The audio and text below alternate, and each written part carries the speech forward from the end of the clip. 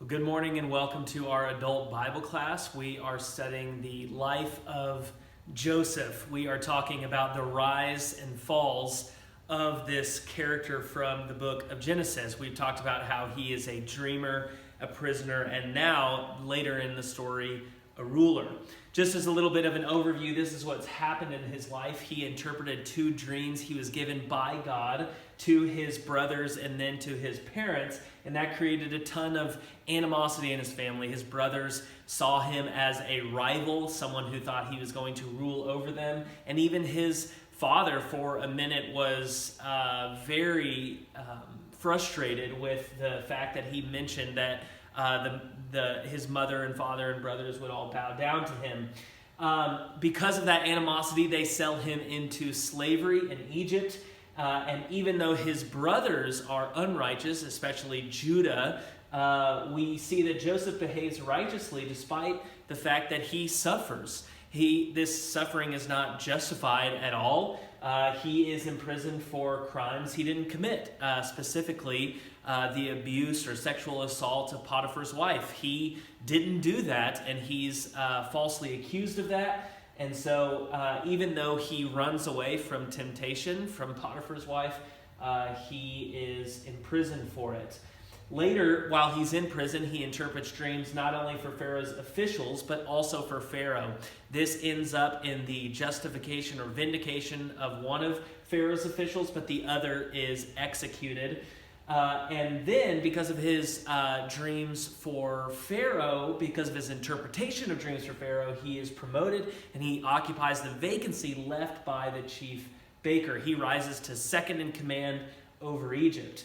Through Joseph, God then blesses Egypt, and he works through all of the suffering that Joseph faced in order to prepare him for this famine. Joseph realizes through Pharaoh's dreams that there's going to be 7 years of abundance, but then 7 years of drought and scarcity that is going to make the 7 years of abundance worthless and meaningless. There's going to be so much destitution and poverty. And through all of Joseph's up and downs in his life, he is able to lead Egypt through the up and the down. Now, at first, Joseph seems like after all of this, all of the roller coaster, the roller coaster that Joseph's life is, after all of that, you think Joseph might be fine with his life. He settled down with an Egyptian wife. He has 2 kids through this wife. So maybe he's done, he's settled in Egypt, and he's going to leave his family behind. But that doesn't happen because Joseph's brothers show up in order to buy some grain from Egypt. Because Joseph is in charge of that whole process, they have to come to Joseph to establish a trade relationship. But Joseph actually needs to test his brothers. We talked about all the tests that he put them through in order to prove their character, and it turns out they had changed.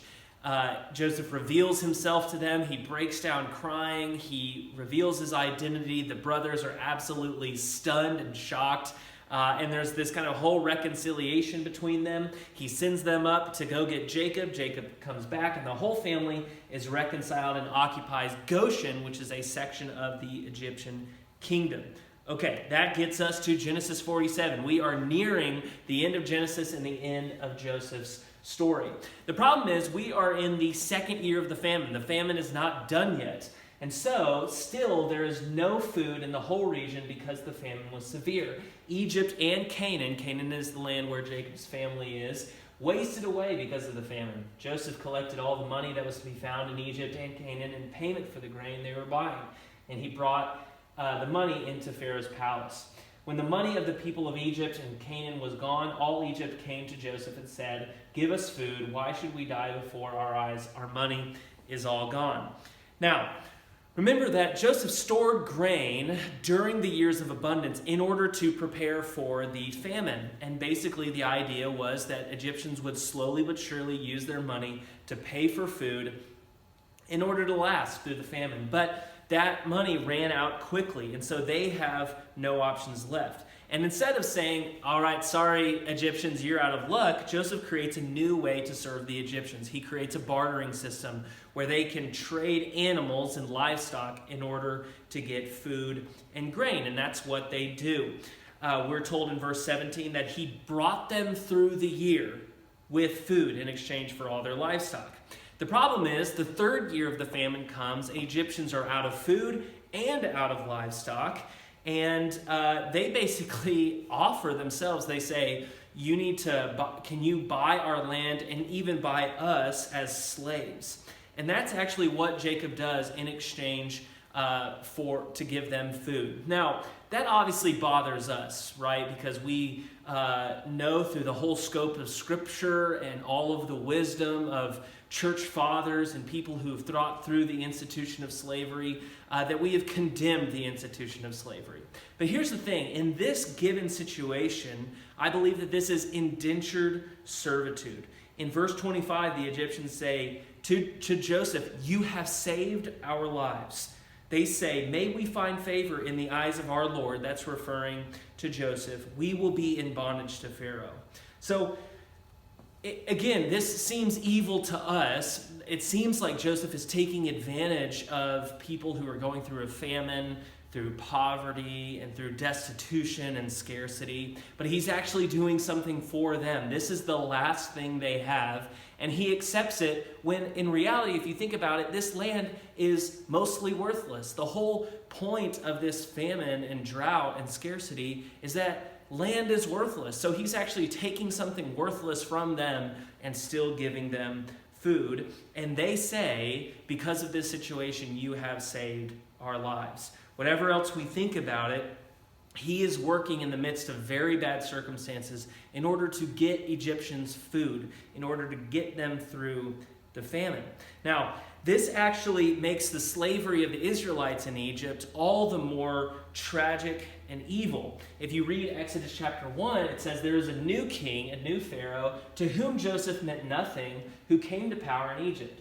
Look," he said to his people, "the Israelites have become far too numerous for us. Come, we must deal shrewdly with them, or they will become even more numerous, and if war breaks out, we'll join our enemies, fight against us, and leave the country." So they put slave masters over the Israelites to oppress them with forced labor, and they built Pithom and Ramses as store cities for Pharaoh. So it helps to actually interpret Joseph's actions through the lens of Exodus chapter 1. Joseph was working under the old Pharaoh, and he accepted indentured servitude of the Egyptians to save them from starving. A few chapters later in the next book, when we are going to be fast forwarding years down the road, the new Pharaoh, to whom Joseph meant nothing, comes to power, looks at the fruitfulness and the multiplication of the Israelites as a threat, and subjects them to forced labor. These are two vastly different situations. The Egyptians come to Joseph, offer what's basically nothing advantageous to him, and he uses that situation in order to help them and give them food. They say, "You have saved our lives," whereas the Egyptians in Exodus come and subject them to forced labor, make them into slaves just because they see them as a potential threat. They haven't even conspired to break out in war. This is just a potential threat in the mind of the new Pharaoh. So Joseph used proper storage methods for the bread and grain in order to provide in the midst of a famine, but this new Pharaoh makes Jewish slaves build store cities in a time of prosperity. So they're totally different situations, and I don't think we need to evaluate Joseph negatively. I think we can understand what he does in light of Exodus chapter 1. Now, that's the kind of last we see in the book of Genesis about Joseph dealing with the famine. We have seen that he rose to power when the chief baker position was left vacant. He came into that position. He came up with a plan. He stored up for 7 years. He made sure to provide through the famine when it was happening. And then, even when on the other side of the economic equation, even when the Egyptians ran out of money, he continued to make ways to save them. So we see Joseph as this person in power who's providing for both his family, the Israelites in Goshen, as well as the Egyptians. And remember, he was sold into slavery to an Egyptian. He might think that he could get back at them. He could get his revenge. He could say, sorry, but I'm not sorry. But instead, he provides for them. Now, of course, Joseph is an imperfect man, so there could have been mixed in ulterior motives. But basically what we see from this passage is that the Egyptians are grateful for what he does because he saves their lives in the midst of very bad circumstances. And that's kind of the end of the famine saga. That's the end of that story. And we actually turn away from the Egyptians and the famine toward the Israelites. How are they going to kind of end this story in Genesis? And it continues a very prominent theme that goes all the way back to the original chapters, the first few chapters in Genesis. It's the idea that the older will serve the younger. We read in Genesis 48, sometime later, Joseph was told, your father is ill. So he took his 2 sons, Manasseh and Ephraim, along with him. When Jacob was told, your son Joseph has come to you, Israel rallied his strength and sat up on the bed. Jacob said to Joseph, God Almighty appeared to me at Luz in the land of Canaan, and there he blessed me and said to me, I am going to make you fruitful and increase your numbers. I will make you a community of peoples, and I will give this land as an everlasting possession to your descendants after you. This is a repeated promise that goes all the way back to Adam and Eve and Abraham. We see these themes come up over and over again. Remember, when God made Adam and Eve, he blessed them, and he said to them, be fruitful and multiply. That's exactly what Jacob is talking about right here. He repeats the promise made to Abraham. God says, I will make you a community of peoples. God says to Abraham, I will make you a great nation. He promises Abraham a land as an everlasting and eternal possession. And he promises to give those to his descendants after him. And that's the same promise that God extends to Isaac and now to his son Jacob. Jacob repeats all of these incredible promises that God has made since the beginning. And then he says, now then, your 2 sons born to you in Egypt before I came to you will be reckoned as mine. Ephraim and Manasseh will be mine just as Reuben and Simeon are mine. Now this is a really interesting development, and we don't really see it coming. There's this obvious fullness of the sons of Israel. He has 12 sons from Reuben all the way down to Benjamin as the lastborn and then the firstborn.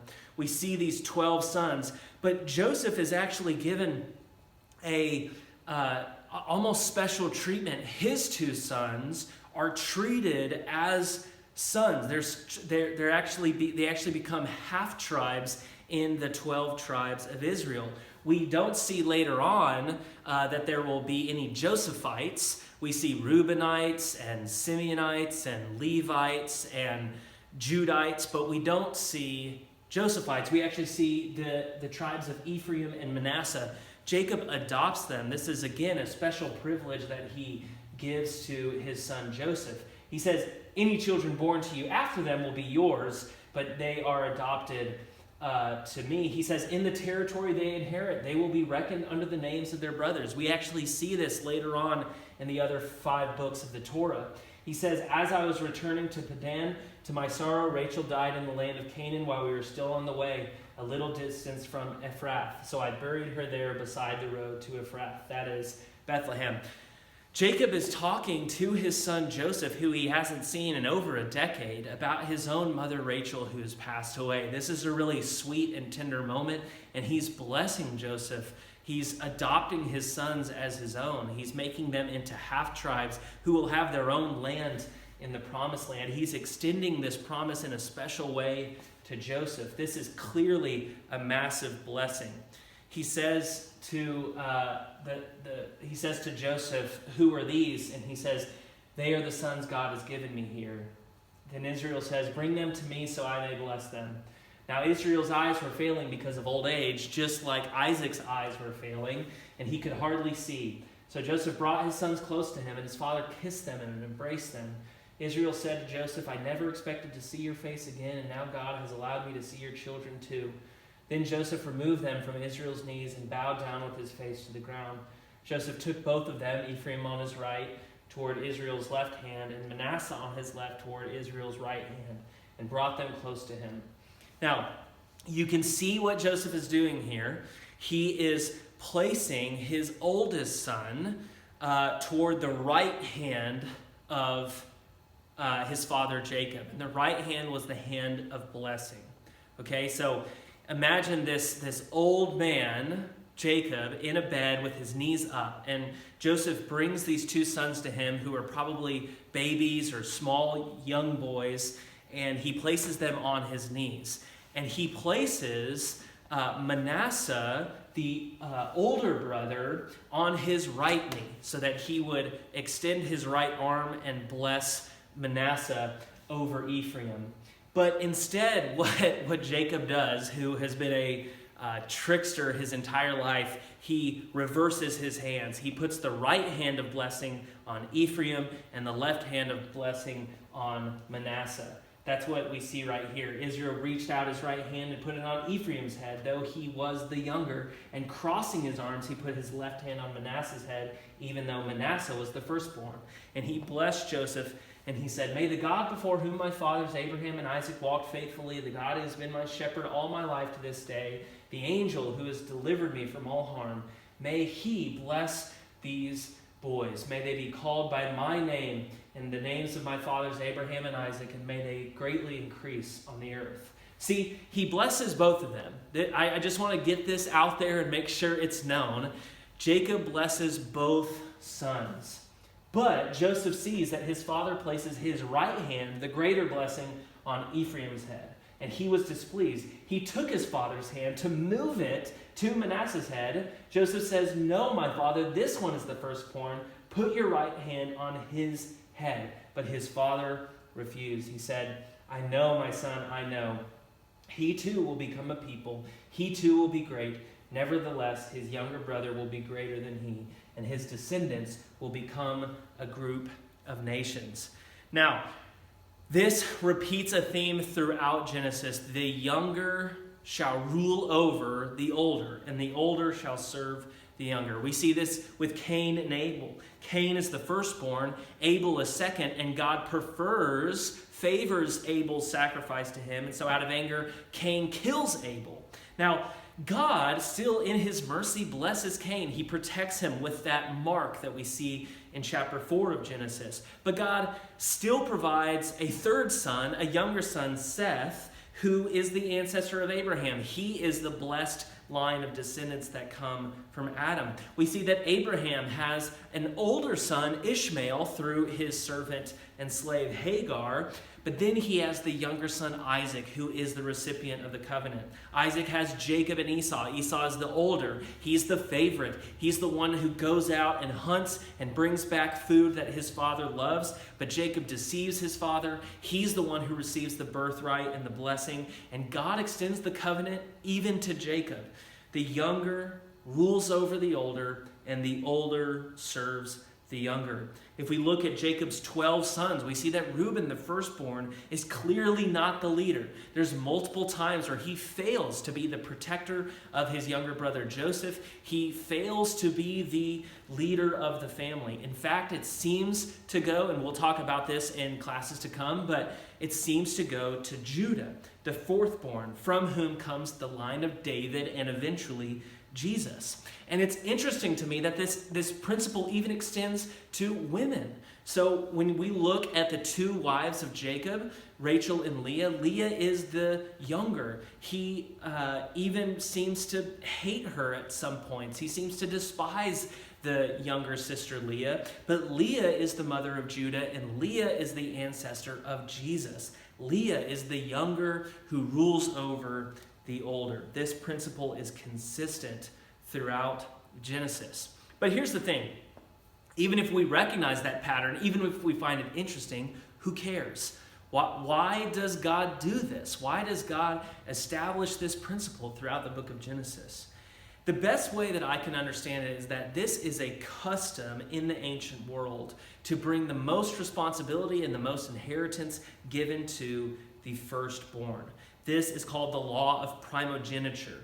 And the Bible often just takes it for granted. It's kind of working in the background, and sometimes it's enmeshed in the laws of Israel given to Moses on Mount Sinai. The interesting thing, though, is that it is consistently a custom that is undermined in these stories of sibling rivalries. There are brothers and sisters who are at odds with each other, and the younger supplants the older. The older has to serve under the younger. Joseph's brothers, when they come into his palace, they all bow down exactly as he dreamed many years before. It is almost always the second that enjoys God's blessing more and above the first. In each story, God does bless the older. He blesses Ishmael. If you go back and read the stories of Ishmael, you'll see that Ishmael has 12 sons who become princes and are blessed. You see that Esau is blessed by his father Jacob, even though it's lesser. And the other 12 sons of Israel will be blessed in the next chapter. But God always seems to be giving a greater blessing to the younger.